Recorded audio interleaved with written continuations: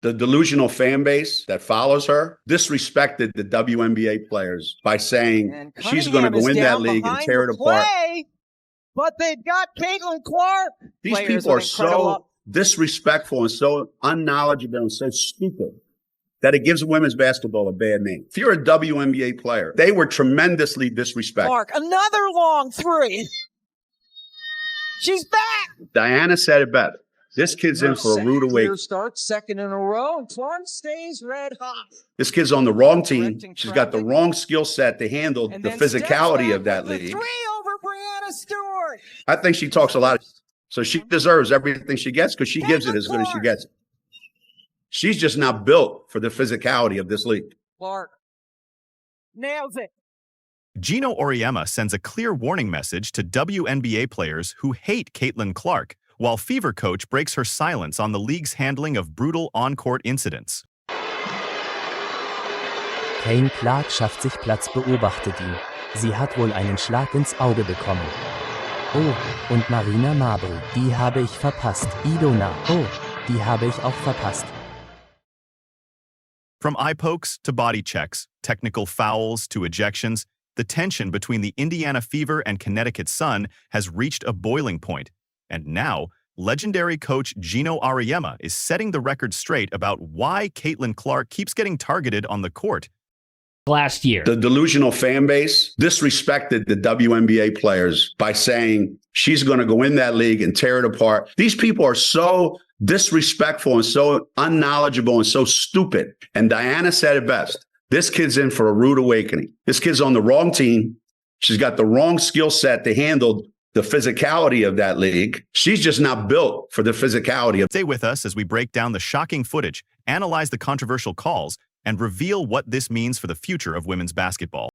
Let's start with what happened on June 17th, a game that many are calling one of the most heated matchups in recent WNBA history. The Indiana Fever faced the Connecticut Sun in what was supposed to be just another regular season game, but tensions from their previous May 30th encounter were still simmering. In that earlier game, Sophie Cunningham and Sydney Coulson both suffered injuries from contact with Connecticut's JC Sheldon, injuries that went largely unpunished by the officials. Sheldon going coast to coast. Well, you can't eject her because you didn't eject Mabrey. What Marina Mabrey did is a lot worse than what Sophie Cunningham did. But why Cunningham got ejected? Fast forward to June 17th, and the revenge factor was palpable. Caitlin Clark, fresh off her return from a quad injury, was putting on a show with 32 points when things escalated dramatically. First, JC Sheldon, Clark's longtime rival dating back to their college days at Iowa and Ohio State, poked Clark directly in the eye during a defensive play. The contact was immediate and obvious, causing Clark to grab her face in pain. Clark's natural reaction? She pushed Sheldon away. Any human being would react the same way after getting jabbed in the eye socket. But here's where it gets controversial. The referees hit Clark with a technical foul for defending herself. Sheldon comes up with the steal. Sheldon going coast to coast. And here we got another. Where you see her? Sheldon goes right after Sophie Cunningham. Then Marina Mabrey took things to another level entirely. In what can only be described as a hockey-style body check, Mabrey shoulder-checked Clark, sending her tumbling backward onto the court. The hit was so blatant that even casual fans could see it was completely unnecessary. The aftermath? Technical fouls flying, ejections, and a league scrambling to address what many are calling a failure of officiating. Indiana Fever head coach Stephanie White didn't hold back in her post-game comments, and her words are sending shockwaves through the league. When the officials don't get control of the ball game, when they allow that stuff to happen, and it's been happening all season long, it's not just this game. This is what happens. You've got competitive women who are the best in the world at what they do, and when you allow them to play physical and you allow these things to happen, they're going to compete and they're going to have their teammates' backs. Right, when the officials don't get control of the ball game, when they allow that stuff to happen, and it's been happening all season long. It's not just this game, it's been happening all season long. This is what happens, right? This is what happens. You've got competitive women who are the best in the world at what they do, right? And when you allow them to play physical and you allow these things to happen, they're going to compete and they're going to have their teammates' backs. White's message was crystal clear. The officials have lost control of the game, and the league's failure to enforce proper rules is creating a dangerous environment for players. She continued. So I started talking to the officials in the first quarter, and we knew this was going to happen. You could tell it was going to happen. So they got to get control of it. They got to be better. Out of fierce competition. So I started talking to the officials in the first quarter, and we knew this was going to happen. You could tell it was going to happen. So they got to get control of it. They got to be better. They got to be better. This isn't just about one game. White is calling out a systemic problem that's been building all season long. The question is, will the WNBA listen? Now here's where things get really interesting. UConn's legendary coach Geno Auriemma has completely changed his tune about Caitlin Clark, and his latest comments are sending a clear warning to everyone in the WNBA. Remember last year when Auriemma said Clark had the wrong skill set to handle the physicality of that league and was in for a rude awakening?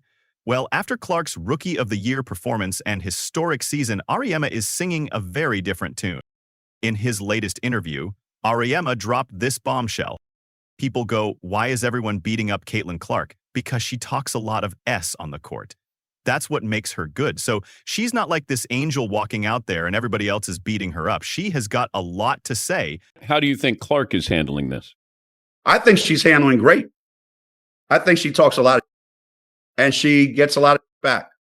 So she deserves everything she gets because she gives it as good as she gets it. She's just not built for the physicality of this league. Like she's third or fourth in betting odds on being MVP at the WNBA. These people are so disrespectful and so unknowledgeable and so stupid.